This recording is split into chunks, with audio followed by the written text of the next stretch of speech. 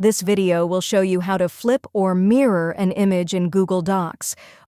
Open a new document in Google Docs. Click Insert in the top toolbar. Click Drawing, then New. You must insert the image using Google's drawing tool to flip the image. Click the image icon. This is the square with two mountains inside. A new window will open. Upload your image.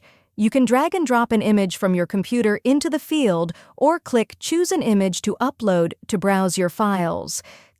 Make sure your image is selected. If it isn't, click it to see a blue edit border.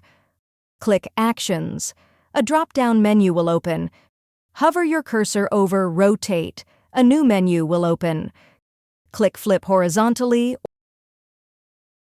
or flip vertically. Click Save and Close. This is the blue button in the top right of the window. Your flipped image will be added to your document. You can also move the image or rotate the image.